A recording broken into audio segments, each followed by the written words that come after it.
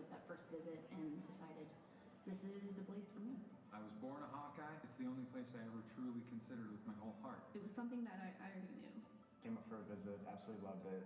Definitely a choice I do not regret. I love that it was a big campus with a small town feel. Walking down the street, I see people that I know every day. It feels like yesterday that I was kind of moving into my dorm and doing everything for the first time.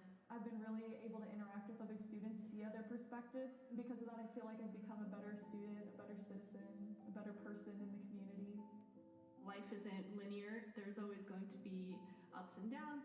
You just gotta keep going. Everything is gonna work out in the end. There are people around me that also struggled in similar ways. Because of that, my friendships and relationships have gone stronger. I feel like my time in a classroom is kind of done for now. I feel like the world is now my classroom.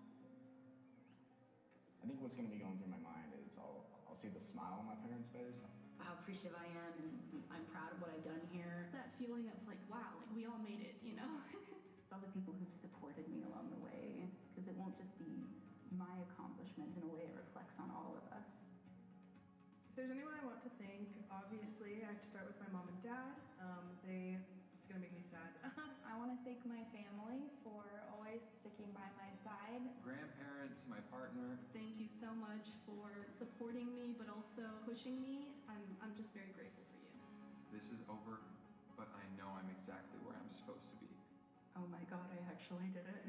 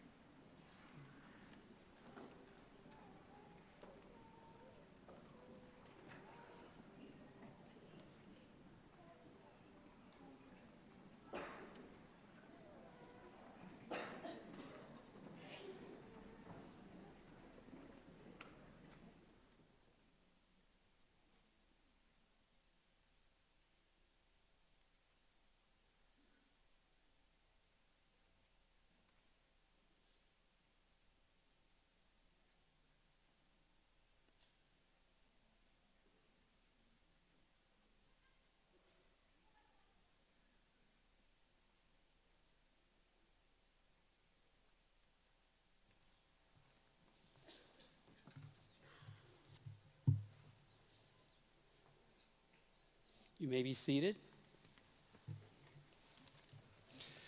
Good afternoon.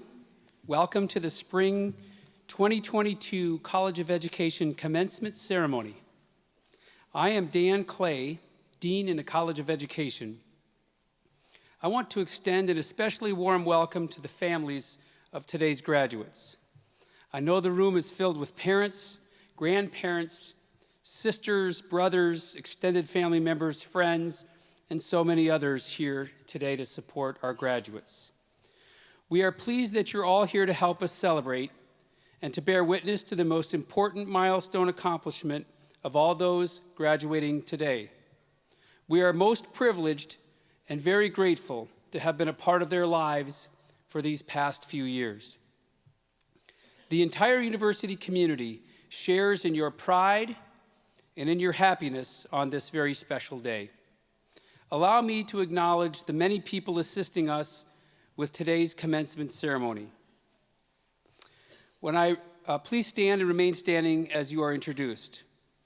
Our sign language interpreter today is Scotty Van Eisingham. Representing the university's central administration and conferring today's degrees, President of the University of Iowa, Barbara J. Wilson. Member of the Board of Regents, State of Iowa, Abby Crow. Assisting me on stage with the celebration today from our College of Education is Mark McDermott, Associate Dean for Teacher Education and Student Services, and Pamela Wesley, Associate Dean for Academic Affairs and Graduate Programs. Please join me in thanking these individuals who are supporting this effort today.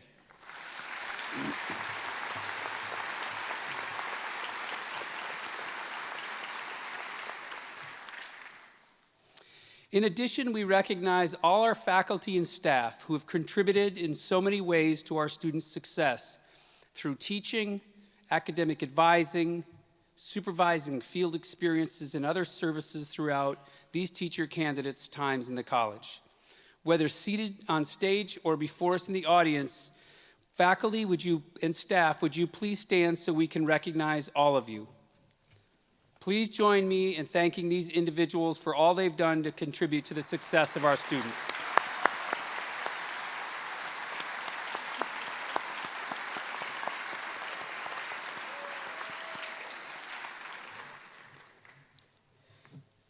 I am pleased to introduce today's commencement speaker, Coach Jim Miller. Jim Miller is now the director of the National Wrestling Hall of Fame, Dan Gable Museum in Waterloo, Iowa. He attended the University of Northern Iowa, where he acquired his bachelor's degree and master's degree in education.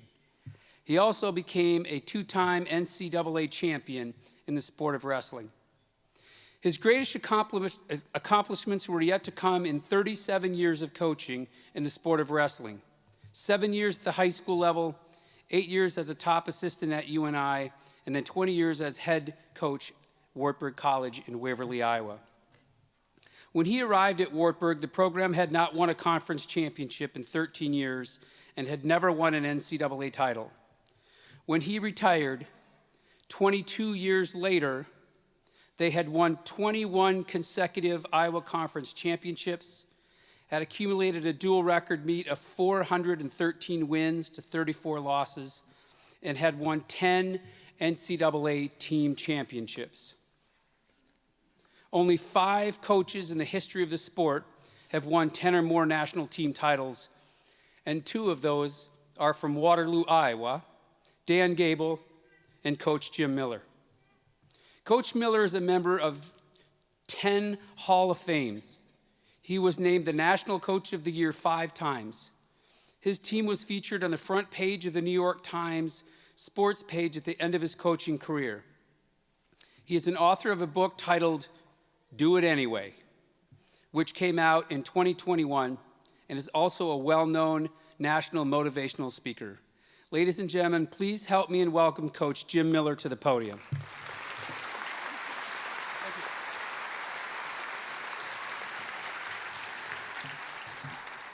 What's happening out there today? Graduation. I'm honored to be speaking with all of you today. Congratulations to our 2022 graduates. Your families are here. They are relieved and happy and so dang proud of you graduates. Actually, as a matter of fact, today may be the most opportune time in your life to ask for money or any other things you want. Thank you for that introduction. You know, it's funny. I actually sometimes think that all that really happened in my career. I did not have high expectations for myself all the way through high school. I totally was up in the air what I should do in my life. I was very fortunate to have some good role models and mentors that helped me think at a higher level, to actually believe that it would be possible for me to have high level of success in life. Fast forward to just a few weeks ago, I was speaking at a business event, and I was asked if I just had a knack for winning. I said no, but I have a knack for getting back up after getting knocked down time after time, which eventually led to the winning. You know, we're all going to face adversity. How you handle it will lead to your level of success in whatever you are pursuing. For me, it started in a tiny 2-bedroom, 800-square-foot house. I was the youngest of 6 children. My parents slept on a fold-out couch the first 15 years of my life because there were always kids in the 2 bedrooms.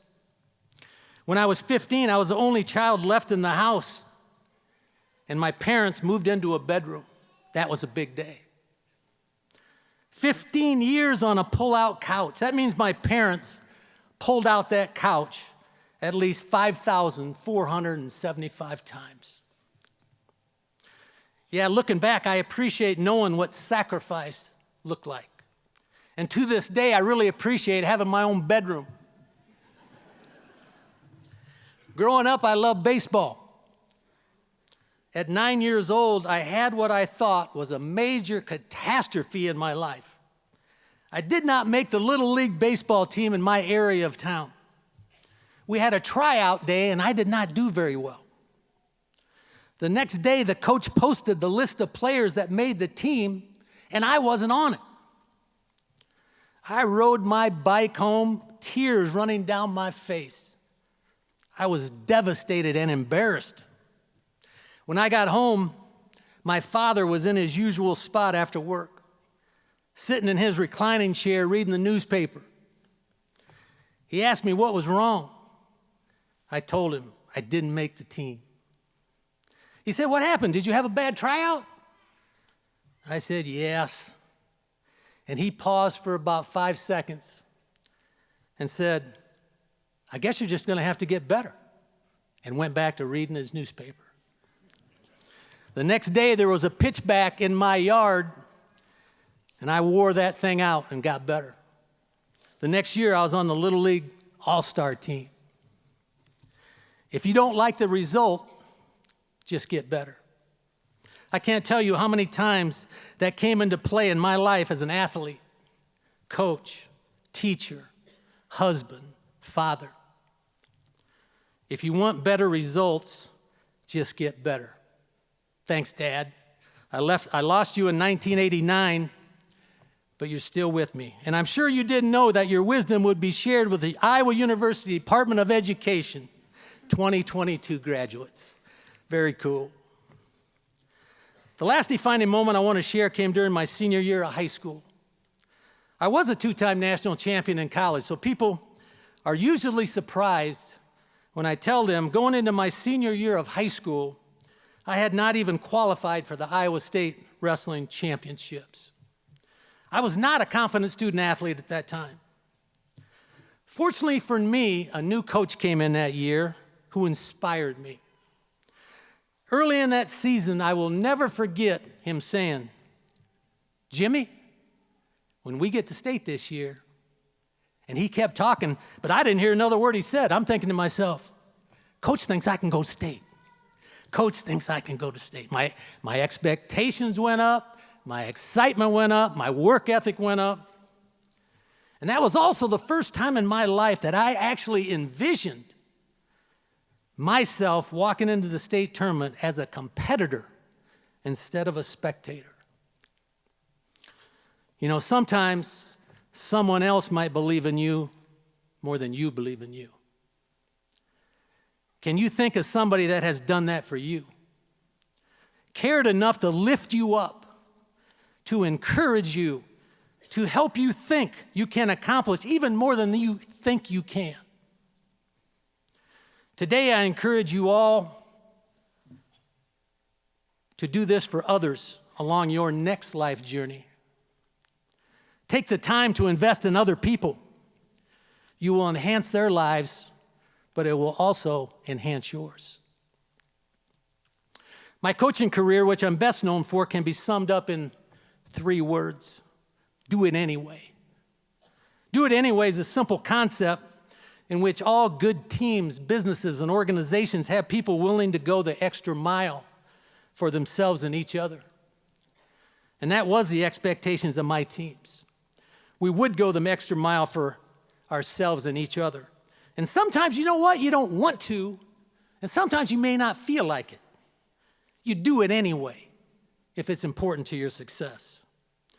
You know, we had 2 basic goals: graduate and win championships. Win championships and graduate. So whether it was 6:30 a.m. early morning workout or a 6:30 p.m. academic study hall, you showed up, you did the work, you did it anyway, whether you felt like it or not. And to be here today, you graduates, graduating from the University of Iowa, I'm sure all of you had many do it anyway days and nights when you might not have felt like it, but did it anyway. But show up, do the work, success will follow. Show up, do the work, success will follow. And remember this, if it's important to your success, if it's important to help you reach your goals, one of the best times to do it anyway is especially when you don't feel like it. Especially when you don't feel like it. There are very few people on that road. Let me close with 4 pieces of life advice that I try hard to live by, and I've given to hundreds of students, athletes, managers, business owners. I think it applies to everybody. Number 1, ask for help when you need it. It could be personally, academically, in your job. That help, advice, or an answer to an important question might be sitting right beside you, or right down the hall, or just a phone call away. My career was fast-forwarded by asking for help all along the way, and almost all were happy to give it. Ask for help when you need it. 2, put your head down and work day to day, and not just the days you feel like it. Consistent daily work solves so many issues, and it will become a very productive success habit in your life. Put your head down and work day to day. 3, dare to think and dream bigger than you are right now. Don't be afraid to dream big and to envision yourself being successful in whatever you are chasing. Visualizing success is a very powerful tool. Very powerful. Dare to think and dream big. And the last one is, don't listen to anybody that tells you you can't. Don't listen to anyone that tells you you can't attain the success you want. You know what? They don't get to decide. You do. Ask for help. Put your head down and work. Dare to think and dream big. And don't listen to anybody that tells you you can't, because you can. Absolutely can. Today's a great day to graduate, and it's also a great day to start living out your dreams. All my best and congratulations. It's been my honor today. Thank you very much.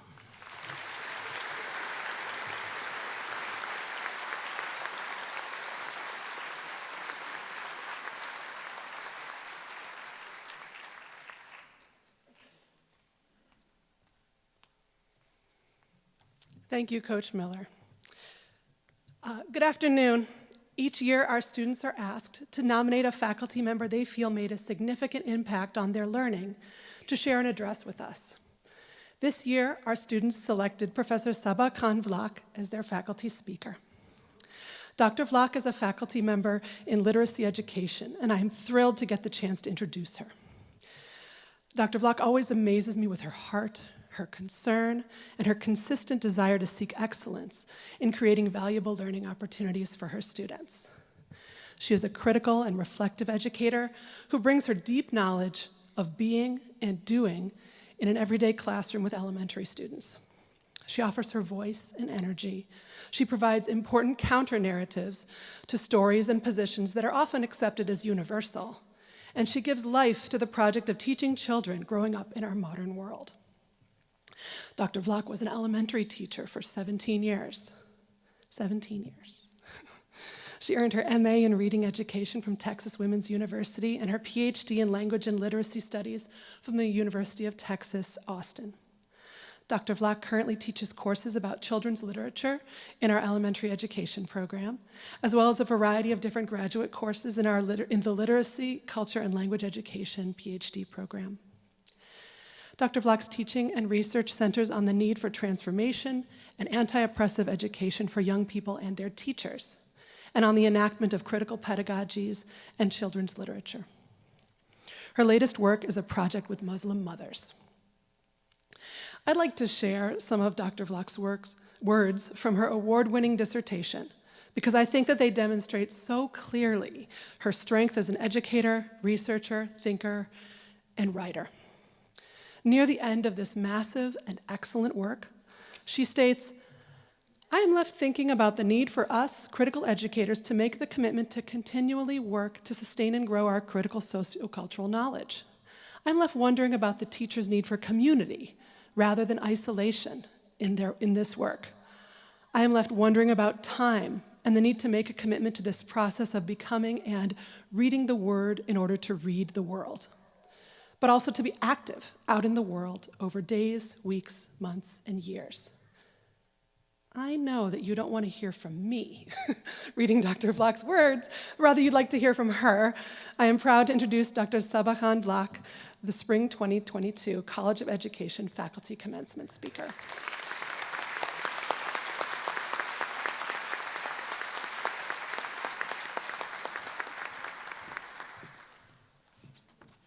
Good afternoon, everybody. Thank you, Professor Wesley. Greetings, Dean Clay, faculty, staff, parents, caregivers, and families, and special greetings to our dear graduates. Please take a moment and check in with yourself. How's your heart? As we engage in our celebration, I would like to acknowledge this land and those stewards that cared and nurtured this land before the university was established. Please take a moment with me to remember our fellow brothers and sisters of the Chippewa, Iowa, Kickapoo, Menominee, Miami, Missouri, Omaha, Osage, Otoe, Ottawa, Ponco, Potawatomi, Sac and Fox, Dakota, Lakota, Nakota, 3 affiliated tribes, and Winnebago nations. Furthermore, we must honor and uplift the voices of the following tribal nations: Omaha Tribe of Nebraska and Iowa, Ponca Tribe of Nebraska, Sac and Fox of the Mississippi and Iowa, and Winnebago Tribe of Nebraska, who continue to call Iowa home. Congratulations are in order. Congratulations for making it to this very special moment in time. Congratulations on not just surviving the social times and hardships, but also thriving, taking care of yourselves, and claiming your much-deserved joy. All of your hard work and endurance has culminated in this joyous and celebratory day. Today we celebrate you and all of your loved ones who stood by you as you pursued your goals in the field of education and human relations. My sister and colleague, Dr. Goldie Muhammad, always states, "Our young people are genius." Yes, our young people are genius. I will never forget my teachers who saw my genius as a young person. Do you remember those special teachers? Often in school, we reserve the word genius for a select few who achieve high test scores or achieve high grades, but we have to broaden our definition of this term, genius. It is about so much more than grades and scores. Take a moment, go back to your younger self, and name all the ways you were genius. What did you know?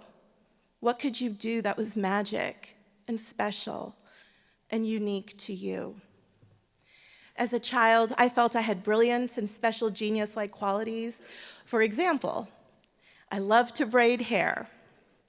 I made beautiful salads and baked delicious desserts. I loved to pick out thoughtful gifts for the people I loved to let them know that I was thinking of them. That's genius, right? I spoke English and Urdu. I helped my mother take care of our garden. I love to dance like Michael Jackson in front of anybody. I love to read. I wanted to travel to all parts of the world, and I wrote letters to share stories with all of my family in Pakistan, especially my Nana. My genius was not defined by a standardized test. I carried genius. You carry genius. And so do the young people and families that we serve. A great educator and scholar, Dr. Asa Hilliard, once said, "I have never encountered any children in any group who are not geniuses. There is no mystery on how to teach them. The first thing you do is treat them like human beings, and the second thing you do is love them." The first thing, we must enact humanizing practices. We must treat each other and those we will teach, lead, and serve as human. Too often, we have been treated and reduced to numbers, to a test, or even to a degree. As we move forward, we must work differently in this world, engaging in humanizing agendas and humanizing work ethic. This means starting the day with asking the people who you work with and serve, how's your heart? How's your joy? How can I help to teach, lead, and serve in ways that center compassion, empathy, and benevolence? How can we be more human in a world that is unjust to many? The second thing that Dr. Asa Hilliard said that leads towards cultivating genius is love. And not just any love or love that implies only care, but a critical love where each day we work toward a better and more socially just humanity for all. Love is a word that has been taboo in my own teacher education experiences. My professors did not talk about love. There was not much said about love or loving the communities we were setting out to serve. Love was this word that was absent from my course syllabi and my methods learned. But the whole time I was grieving its absence. Critical love needed to serve as the foundation for my practice. So when I graduated and taught my first course, the first word that I uttered out of my mouth was love. I told and tell my students, I love you, your families, and our communities. I love my work. It is an honor each day to enter this building. And now I find myself opening every class at UI by sharing that I did not leave K through 12 teaching because I was burned out or bored or wanted more recognition. No. I continued my studies in the field of elementary literacy education because I needed to understand the system of schooling in the US from yesterday to today. I am the daughter of immigrants. I am multilingual. I am Muslim. I am a woman of color. I believe that in order to continue to cultivate my genius as an educator and human, I needed to keep reading and writing and learning about the work that I love from many different perspectives and voices. I continue to share these sentiments with teacher candidates I serve. I tell them that I want them to love learning in our class as much as I love teaching our class. I also tell the teacher candidates and all of you that I love them and am grateful for the work they will do with our young people. We must love ourselves, our students, our fellow educators, and the communities we serve. Love has been the solution to any dilemma that I have faced. Humanity and love are the only means towards recognizing and activating our genius. My pursuit as a teacher-educator has always been to model a critical love in which every day we work to build upon each other's genius for equity and justice so that our children can love this world in which they will grow older. I ask you to join me in thinking about growth. What does it take to grow? For you, for me, for us, it takes love, nutrients, patience, and space. I want to read aloud a poem that I have read for most of my teaching life, both as an elementary educator and now an elementary teacher educator, which helps me think deeply and yet at the same time simply about how this world is always growing and changing. Each day, if we look and listen carefully, we can find what we need to grow through the stories that surround us. The Wonderful Happens by Cynthia Rylant. Each day, the wonderful happens. In a little kitchen, someone butters bread, wonderful bread. The earth grew wheat, the wheat made flour, and the wonderful happened, bread. In a wide blue sky flies a tiny bird, a wonderful bird. It was an egg, then it hatched, and the wonderful happened, a bird.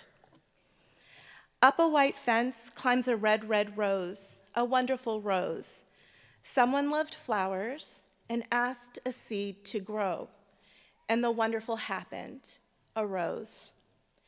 The wonderful happens every day. Peaches grow, bees buzz, and it rains. My favorite line, water makes tea, apples make pie, and it snows. Dogs sit, clouds glide, new spiders spring their very first webs. And most of all, and best of all, it all never ends, for the wonderful happens and happens again. Pie, cats, apples, clocks, tea, dogs, ivy, birds, wheat, and peaches. And you, yes, you. Did you know there was a time when you weren't anywhere, but you happened? Like bread, like a bird, like rain, you happened, like peaches and snow. The wonderful happened, the wonderful is you, growing like a red, red rose. Remember as you continue to grow that the wonderful is happening all around us each day. Slow down, celebrate all of it. As educators, we are here to hold up the genius of the young people we serve each day. My hope is that you will move about the work you do in this world, making people and spaces better. I want to close by remembering the words of author and poet Alice Walker, who wrote about genius through flowers, water, and growth. The nature of this flower is to bloom, rebellious, living, against the elemental crush, a song of color, blooming for deserving eyes, blooming gloriously for itself, revolutionary petunia. I am reminded that your nature and genius is to bloom. Please, please be brave and rebel against inhumane practices, for you are also revolutionary petunias. And I can't wait to bear witness to your growth, to your joy, your blooming, and how you will water the earth with your wonderfulness and your genius. Thank you. I celebrate you. This day is for you, for your genius, for your wonderfulness. My love to each of you and your families as you go forward. Congratulations.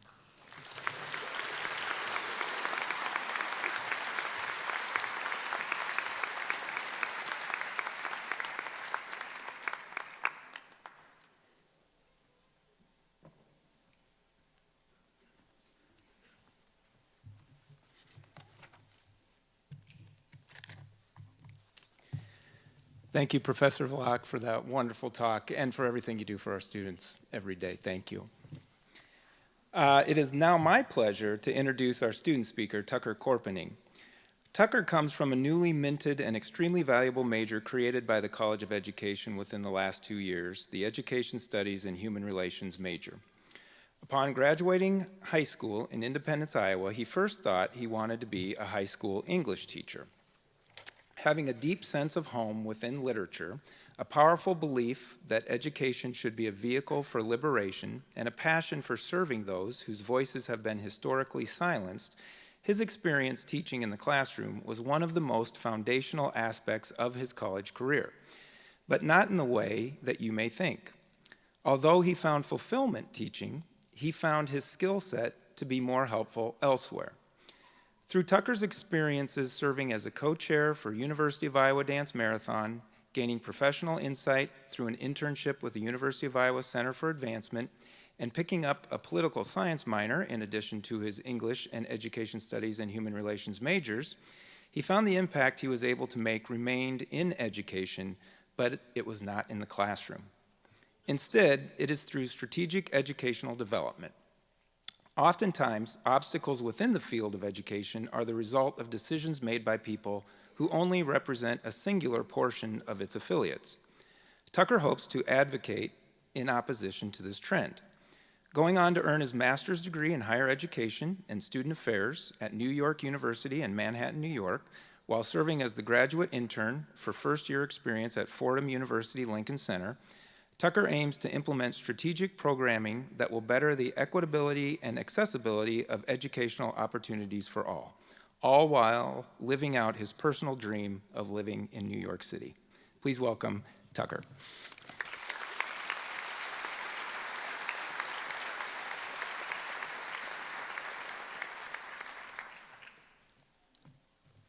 Hello, everybody. Excuse me, like clear my throat. I was just in here a couple weeks ago watching Bill Nye, the science guy, give a lecture. I don't know if anyone else was there, but I was like, oh my gosh, like I'm going to be on that stage that Bill Nye is on. How am I going to live up to that? I'm not Bill Nye. No one else is. But regardless, I'm very grateful to be here. Thank you to Associate Dean McDermott for the generous introduction. I also want to directly acknowledge former Associate Dean of the College, Nancy Languth, for continuously and fearlessly providing mentorship, conversation, and guidance to me and, as I imagine, so many other students in the College of Ed. Although she's unable to be in attendance today, Nancy has been a wonderful reflection of the professionalism and dedication of all of the college's faculty. This faculty have remained unmatched during my time at Iowa, so thank you all for the hard work you contribute to making this a place of lifelong learning. It comes from a place of immense gratitude and looking up, a little bit of imposter syndrome right now, to be speaking with you all today. And the honor of doing so is due to Nancy's nomination of me to be your student speaker, so thank you again, Nancy. Although I may not be able to represent each of your experiences, I hope to at least convey a similar sense of gratitude I am sure each of us are feeling today. It's a busy time of year, so I thank each of you, my fellow graduates, for taking time out of your evening to come and acknowledge the truly incredible work that you've put in over these past 4 years. Walking across this stage isn't a requirement of earning your degree, so although attendance is not being graded, it's greatly appreciated. Now, when I sat down to write this speech, I really had no idea what I wanted to cover other than I didn't want it to be all about myself. How am I supposed to sum up my entire college experience in like 5 to 7 minutes while also being such an inspiration to so many, clearly? I know, it's unrealistic. That being said, I'm going to talk about myself now. If you're going to be listening to me for the next 5 minutes, we might as well be acquainted. So throughout the past 4 years, both professionally and personally, I've been able to better understand my position, my privilege, and my potential as an individual living in a society which seeks to prioritize the progress of the historically privileged. I have found my position to be one of fluidity. Although at times uncomfortable, coming out as a gay man in all areas of my life has allowed me to have a strongly adaptable sense of empathy. As for my potential, my drive to make an impact in the areas I am most passionate about has not only proven my past accomplishments credible, but has also given me comfort knowing I will have the ability to make an impact as long as I have my passion. Learning of and acknowledging both the burdens and the privileges of being a gay white man has led me to understand my existence more fully. The cultivation of this self-identification is responsible for guiding me into the purpose of pursuing graduate education and remaining a lifelong learner.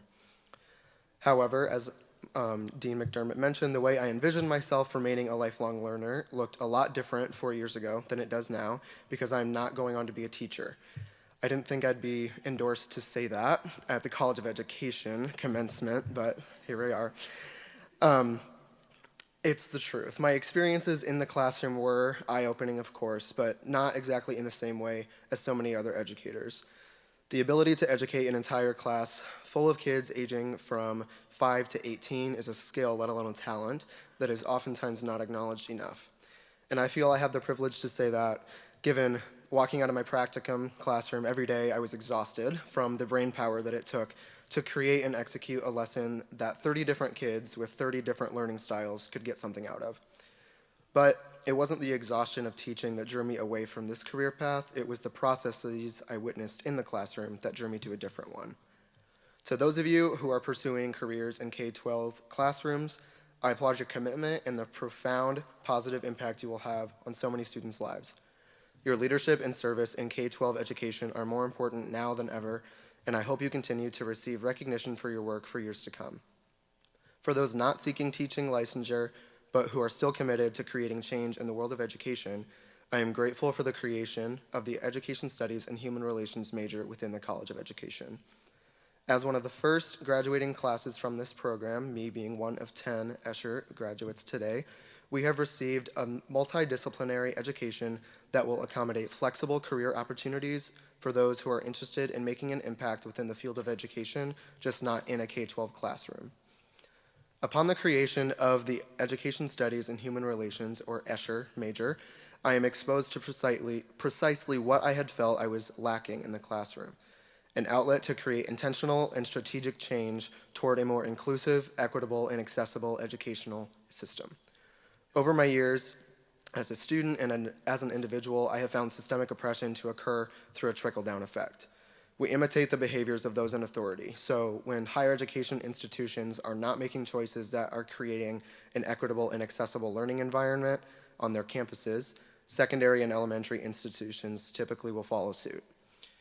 In Jennifer Simpson's journal, Logging for Justice, Higher Education and Democracy's Agenda, published by the University of Toronto Press, she writes, "All education and knowledge production are meticulously constructed statements about what matters." I'll read that one more time. "All education and knowledge production are meticulously constructed statements about what matters." In other words, all aspects of the process of education, the system of education, and the expectations of what an education warrants are crafted. It is not always clear by whom it is constructed, but history has shown time and time again who it was constructed for. Systems of oppression exist all around us, but if we are not educated on them, they will remain invisible, thus perpetuating the subjugation of communities who have never experienced the privileges of those who are in a position to educate or be educated.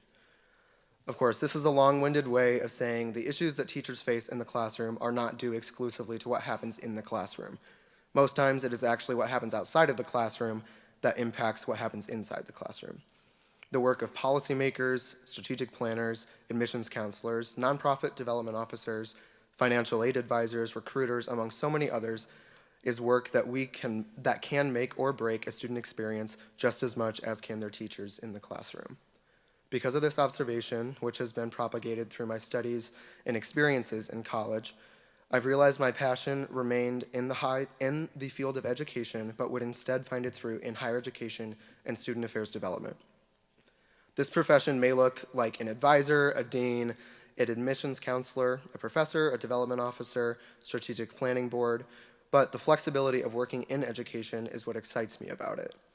Knowing that whatever position I hold, I will be in a space where my skills have the ability to create social change and to empower those who have always been deserving of a quality education but have not been given access to it. That is my dream job as an educator. I have accepted a place in the Higher Education and Student Affairs program at New York University in Manhattan over the next 2 years, where I will also serve as the graduate intern for first-year experience at Fordham University Lincoln Center. This position I have earned was paved by the support of so many, and I thank you, and I can't wait to get my hands dirty when I get there. Okay, so enough about me. Now I want to turn the spotlight over to all the rest of the graduates. I am in no way in a position of power over any of you. With so much accomplishment being celebrated in this room, I'm just happy to be a part of it, let alone be standing on this stage. That being said, since I am the one representative for us all, I figured I might as well come up with something like very inspirational. Yeah, like I mentioned before. Not maybe Bill Nye the Science Guy inspirational, but I'll try my best. But to be quite honest with you, I am not the most optimistic person. You don't have to pity me for that. I find comfort in being able to expect what is coming to some extent. And for that reason, I consider myself a realist. Not too expectant and not too dependent. Because of that, I simply want to share with you all one of the most comforting mantras I have kept alongside me throughout my time at Iowa. Nothing matters. But anything can. Every journey has an end, so you might as well shape the journey to look exactly how you want it to look. There are a lot of agendas in the world, and although sometimes it may be best to go along with them, when you can, be sure you're doing it first and foremost for yourself. An act of service is a two-way street that can only be upheld when both parties are capable of remaining present for one another. We have been told since birth to become productive members of society, to make a proper living to support those around us, and to push the boundaries of what has already been done in order to stand out. Although it is important as educators to create positive change in the lives of our students, it is equally important as human beings to reserve our right to comfortability and discovery. Your support systems are there to provide anchors and crutches, but the foundation of all of those things is you. Continue to challenge yourselves in the areas you have passion, but as we enter the next chapter of our lives, try and try again to make sure that all you do is with your self-preservation and your self-discovery in mind. Thank you.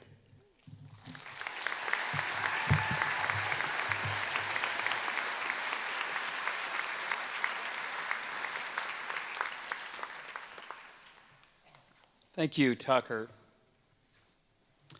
The College of Education is approved to offer Bachelor of Arts majors in elementary education, art education, English education, mathematics education, music education, science education, social studies education, world language education, and education studies and human relations.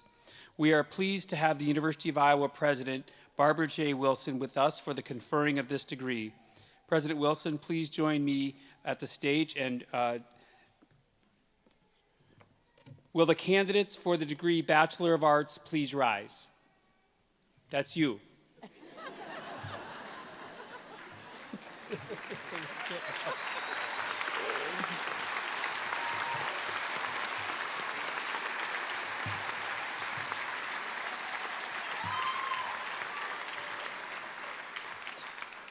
President Wilson, these candidates, having completed all the requirements for the degree Bachelor of Arts, are recommended to you by the faculty of the College of Education for the conferring of this degree. Thank you, Dean Clay. On recommendation of the faculty of the College of Education and the authority vested in me by the Board of Regents, State of Iowa, I confer on each of you the degree of Bachelor of Arts as qualified and designated. Congratulations.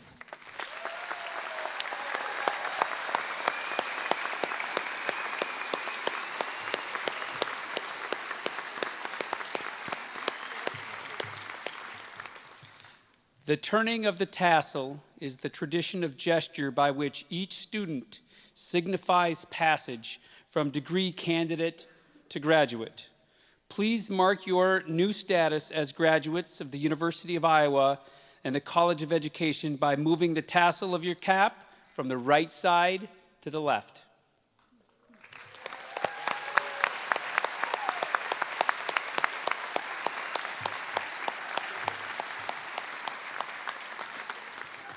Thank you, graduates. Please be seated. Now I would like to invite Associate Dean Mark McDermott to the podium.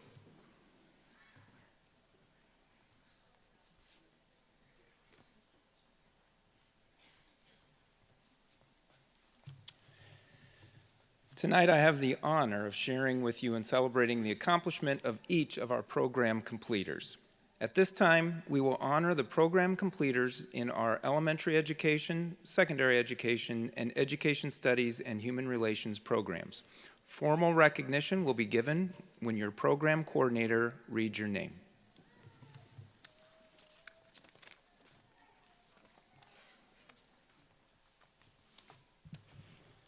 Hi, everybody. I'm Professor Ann Estapa, and I will introduce the elementary education graduates just as soon as they arrive.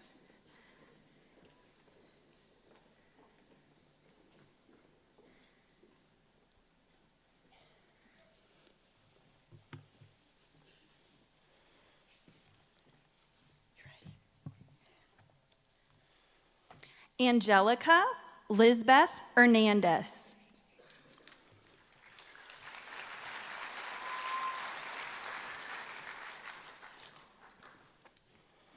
Julia Ju.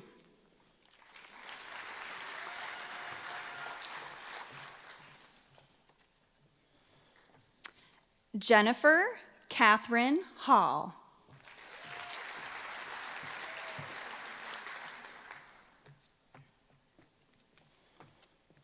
Alyssa Bartholomew.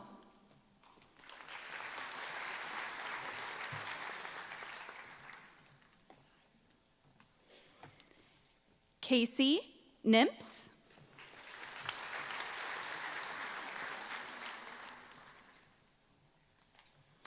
Emily Woodward.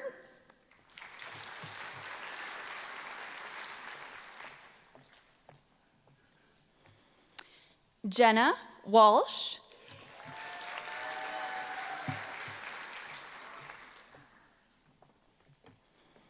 Summer Peters.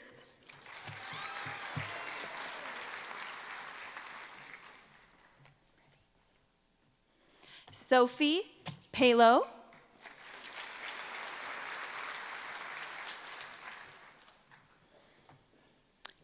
Kaylee Elizabeth Heim.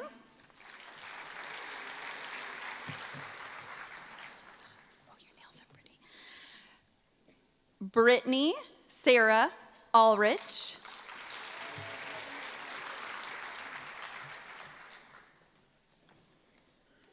Sarah Roy. Sarah is graduating with highest distinction. Thank you. Grace Zuccaro.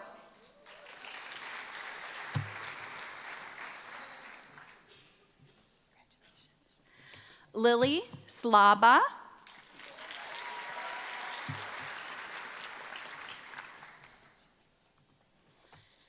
Taylor Nicole Boyd.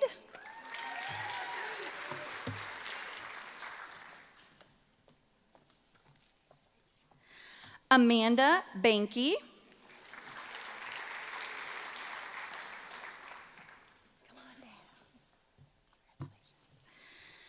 Kayla McFarlane, and Kayla is graduating with highest distinction.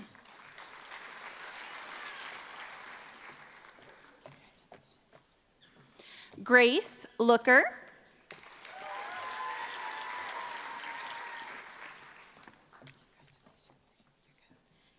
Hannah Kate Spalding.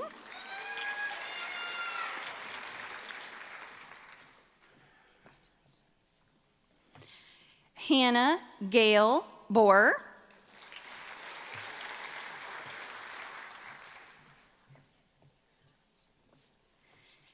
Cameron Selhavy.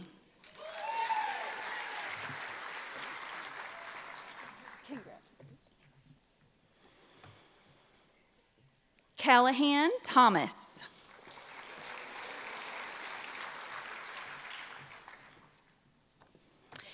Jamie Elizabeth Zeusman, Jamie is graduating with highest distinction. Hello, good to see you in person. Gianna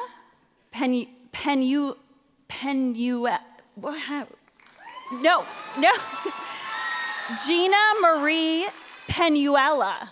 I got it. Congratulations, Gianna. Kayla Swanson.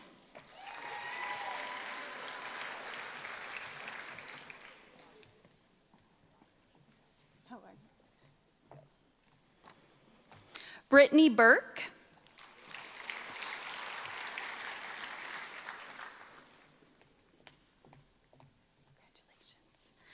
Bryn Marie Dexter.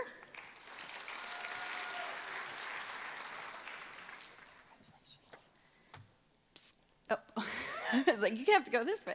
Matthew Davis Folkerts.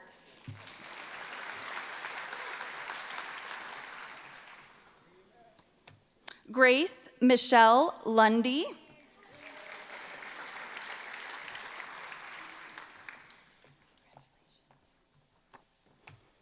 Anna Renee Valsic.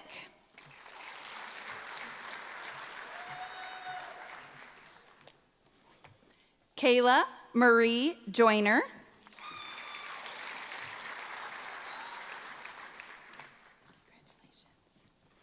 Emily Jane Gerbowski.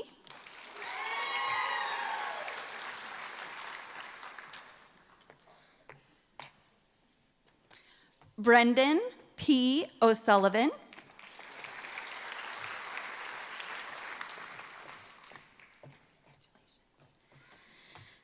Eliza Bond. Eliza is graduating with highest distinction.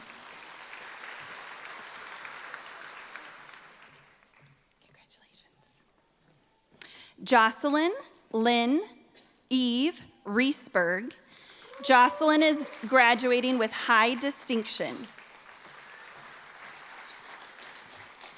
Kennedy Amos.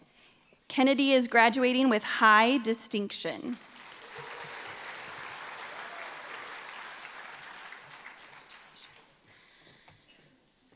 Skylar Volkartskin Menke.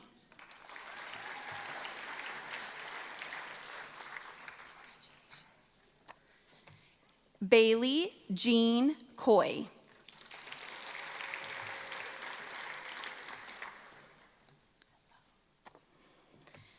Tara Celeste Rachi Baker.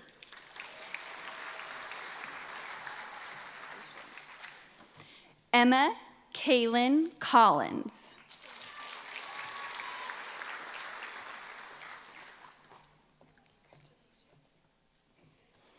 Brittany Michelle Vincent. Brittany is graduating with high distinction.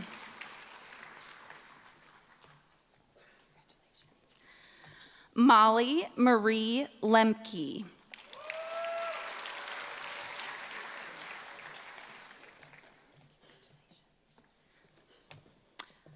Olivia Baldridge.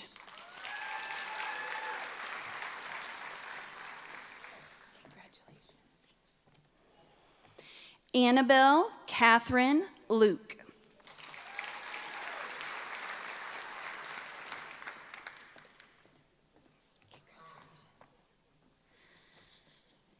Julianne Sheridan Dunahay.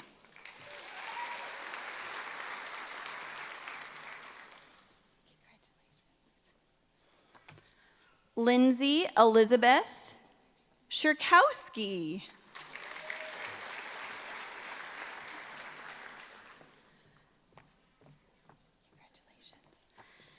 Samantha Louise Bertnoli.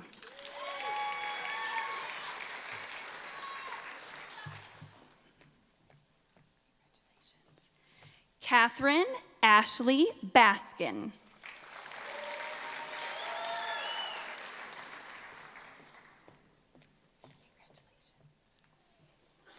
Gwendolyn Rose Minor. Gwendolyn is graduating with highest distinction.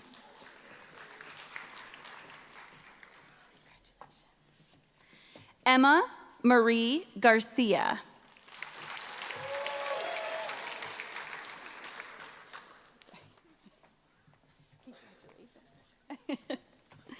Erica Marie Martin.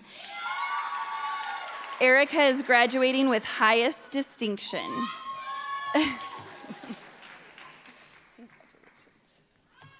Catherine Ann Dugan.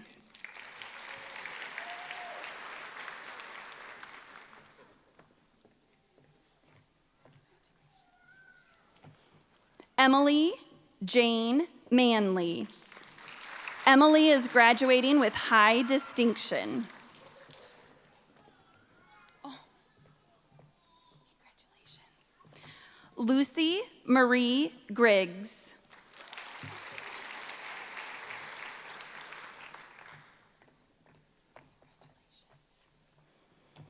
Kaylee Jane Linder. Kaylee is graduating with high distinction.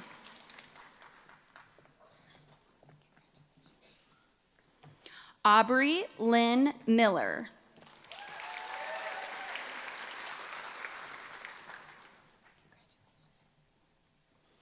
Mackenzie Lee Ribble.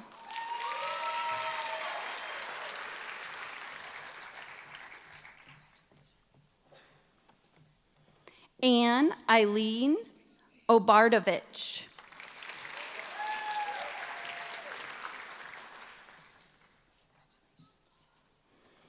Alexandra Rose Hambright. And she is graduating with high distinction.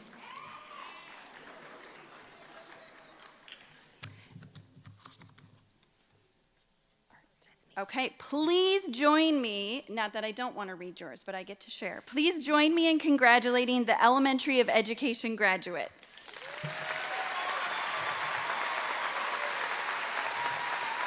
All yours.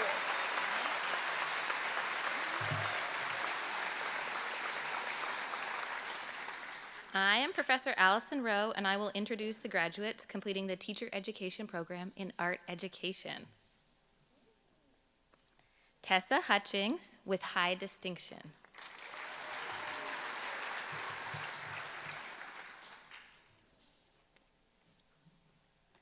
Taylor Marie Johnston.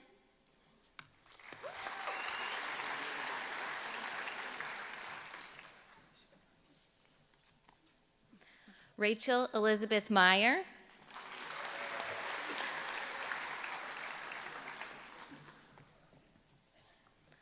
Cora Elizabeth Burke.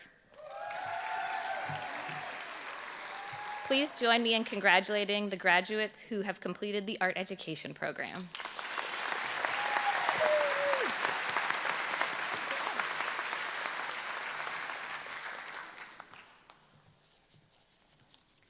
I'm Professor Bonnie Sunstein, and I will introduce the graduates completing the Teacher Education Program in English Education.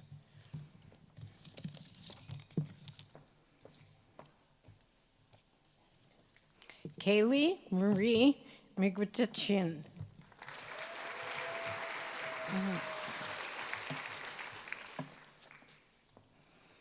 Camilla Montilano.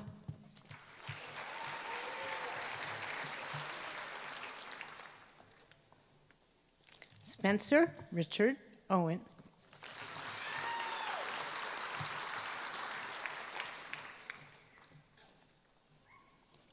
Erica Whitney Roth.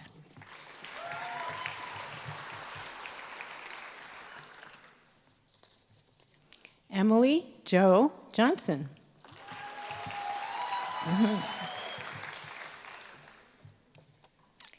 Evie Martin.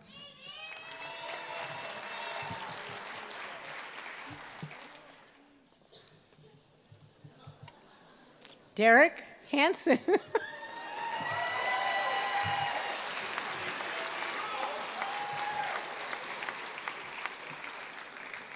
Mallory Ray Sloan.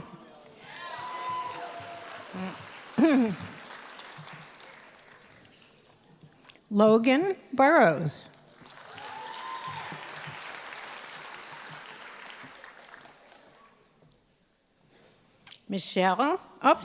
Madeline Rain Graves.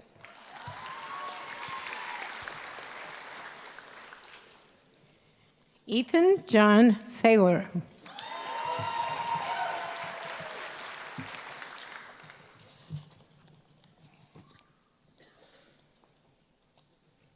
Faith Nelson. Is that it? Oops. Sorry. Bridget Catherine Sullivan.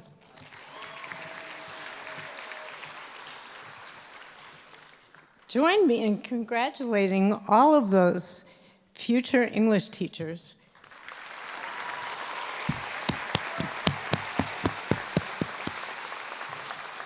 Professor Velasco will introduce next.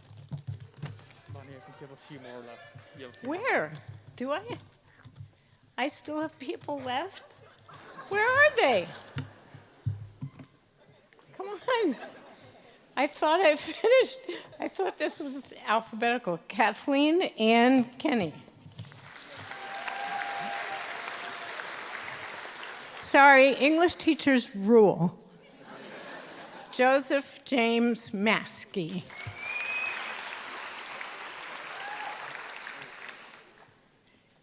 Anna Maureen Jikas.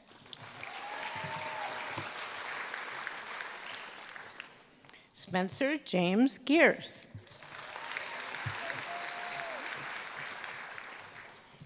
Andrea Rose Childs.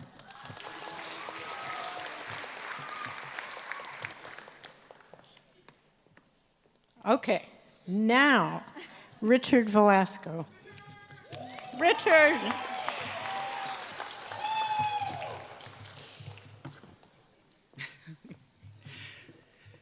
I am Professor Richard Velasco, and I will introduce the graduates completing the teacher education program in mathematics education. Megan Claire Conroy, with highest distinction.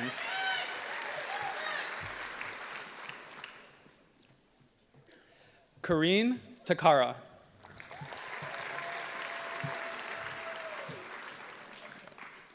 Johnny Girardi.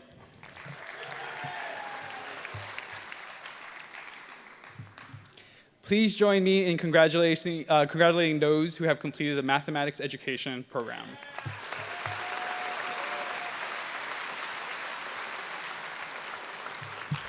Hello, I am Professor Mary Cohen, and I am honored to welcome our graduates from the teacher education program in music education.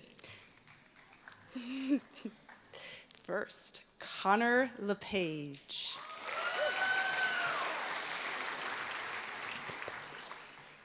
Avery Knapholtz.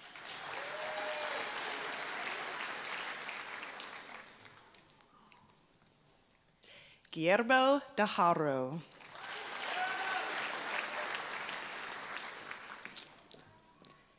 Rebecca Swanson. And Rebecca is graduating with highest distinction.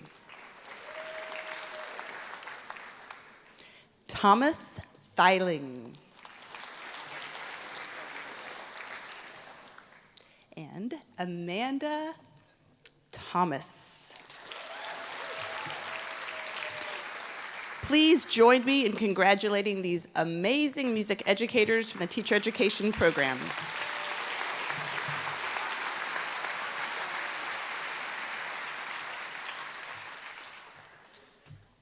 I am Professor Ted Neal, and I will introduce...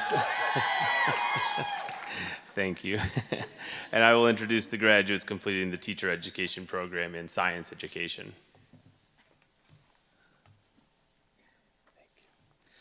Erica Morgan Dodge.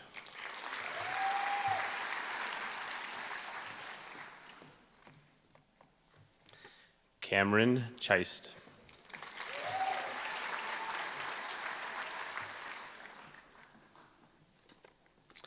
Katie Sir.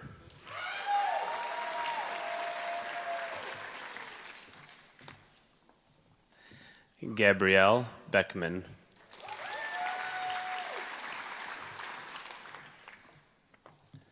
Jenna Rathbun.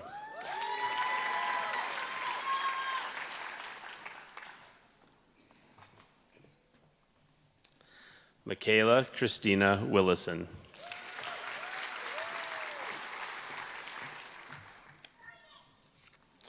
Ashley Marie Olive Loss. I knew I was going to get that one. Thanks, Sarah. Sarah Harding.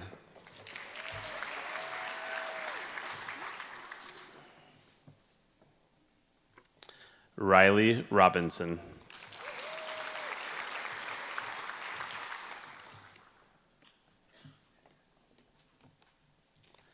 Kaya Johanningmeyer.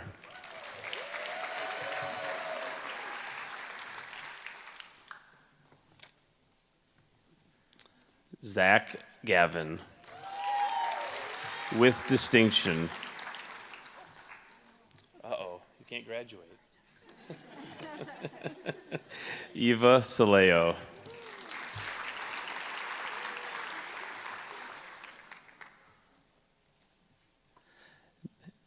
Danny Talon.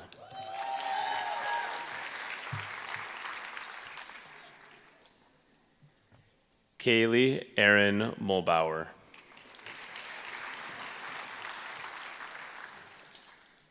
Natalie Roberto.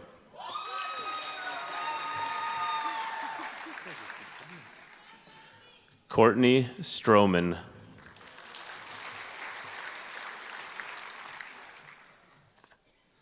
Andrea Elaine Warhurst.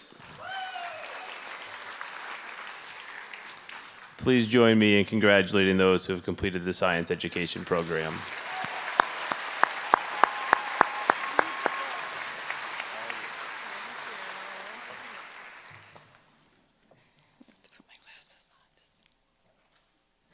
I am Professor Maya Shepard, and I will introduce the graduates completing the Teacher Ed program in Social Studies Education.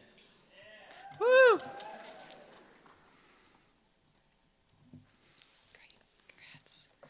Keegan Coates, with high distinction.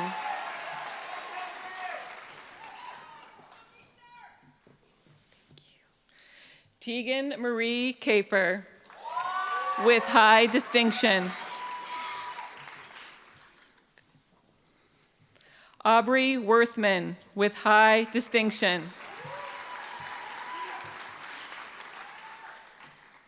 Good to see you too. Grace Ann Cannell.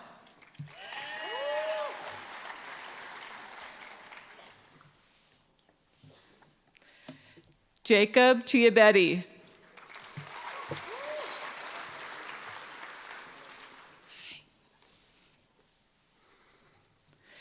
Nathan Jeffrey Brick, with high distinction. Excuse me, highest distinction. John Kenton Reasoner, with highest distinction.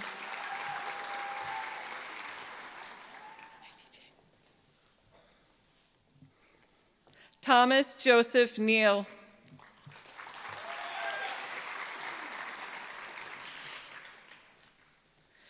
Grace Ashley McDowell.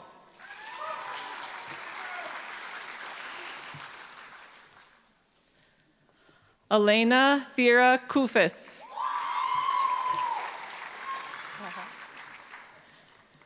John James Holvis Jr.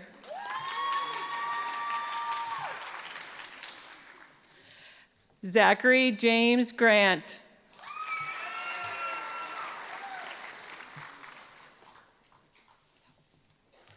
Jake Wheeler.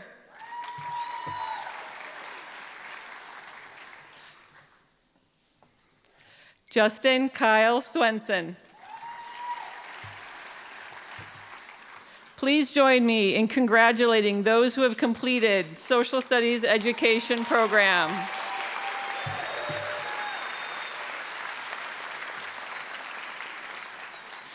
And I am Professor Will Coghill-Behrens, and I will introduce the graduates completing the Teacher Education program in World Languages. Emma Brown.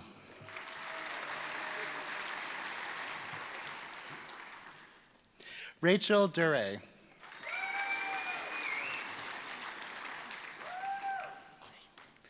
Alexandra Renee Rileski. Please join me in congratulating those who completed the Teacher Education Program and World Language Education.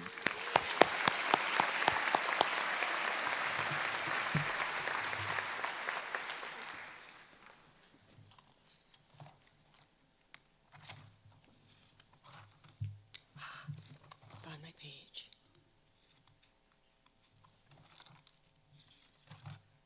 Sorry. I'll wing it. I'm Professor Kathy Hsu, and I'm privileged to present the names of the students in Education Studies and Human Relations.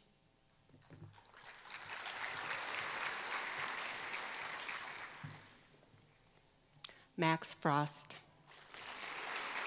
with highest distinction and with university honors.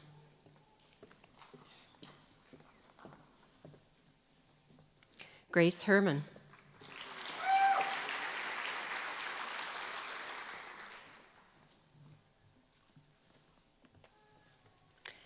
Tucker Douglas Corpening, with distinction.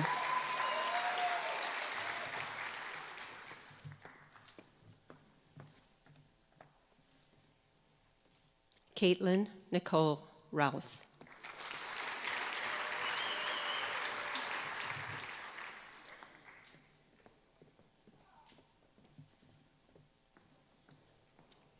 Alondra Grace Muggenberg.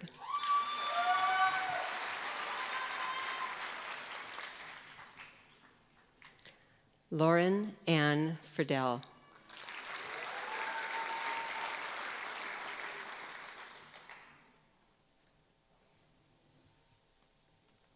Kyle Deutsch.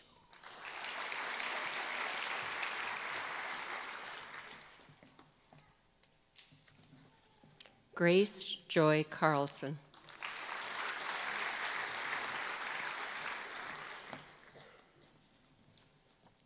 Sunita Kajik.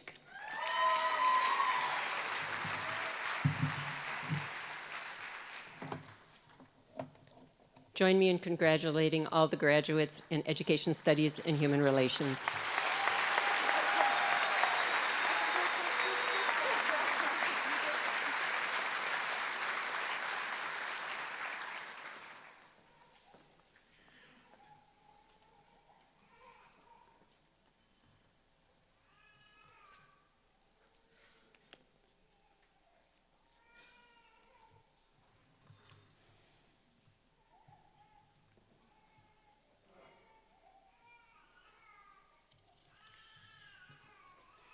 President Wilson, would you please join me at the podium? Ladies and gentlemen, University of Iowa President Wilson and I ask the University of Iowa candidates for licensure to teach elementary and secondary education in the state of Iowa to please rise.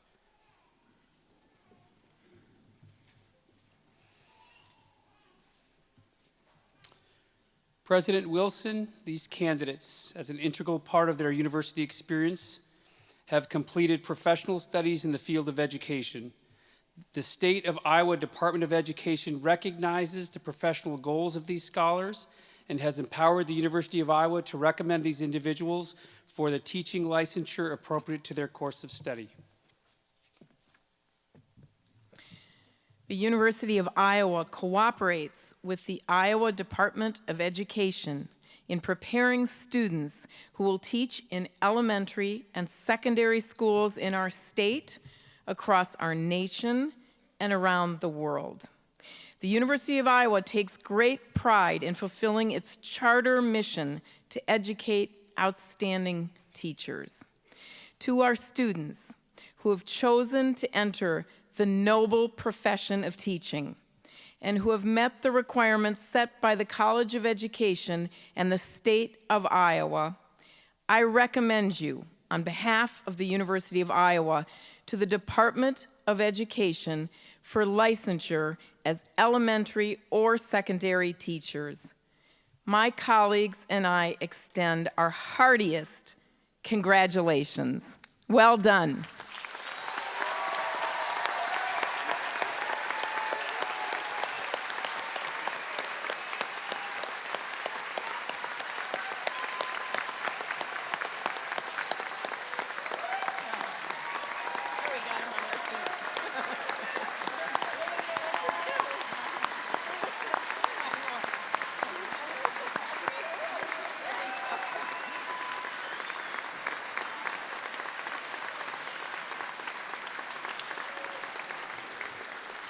Thank you. You may be seated.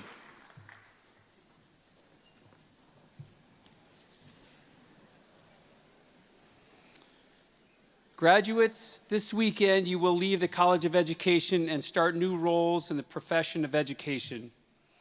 Being a teacher, being an educator is a tremendous privilege, but it is also a very big responsibility. Sometimes the going gets tough. How many of you struggled at some point and thought you weren't going to make it, thought about quitting? It's okay, you're still going to graduate. You can.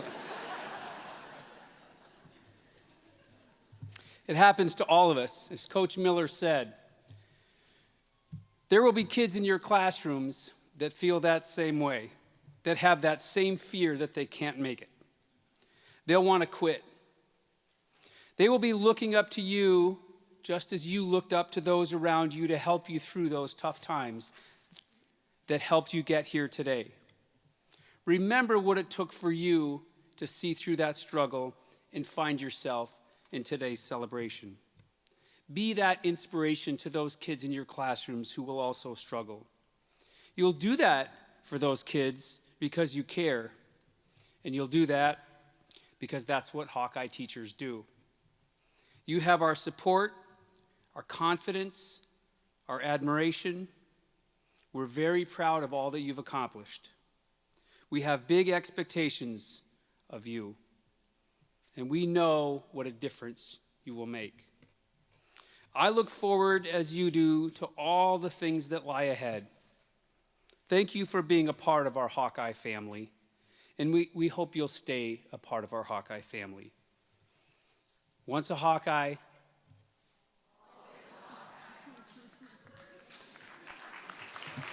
graduates, if you would please stand up one more time and turn around so we can give you one more congratulations.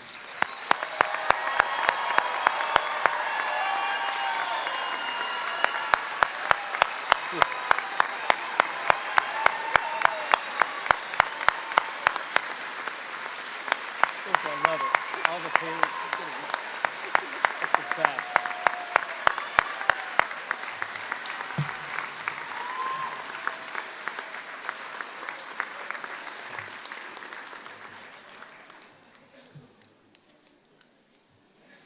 Okay, you can be seated. It's amazing to see all the pride and the love that's in this room for you. We welcome you all to join us for a reception immediately following today's ceremony on the first floor Smith Lobby area. Refreshments will be served. Herky will join us for the celebration for pictures. I kindly ask that the audience remain seated until the graduates and the platform officials and faculty have exited. Thank you for coming today, and we look forward to seeing you at the reception to follow.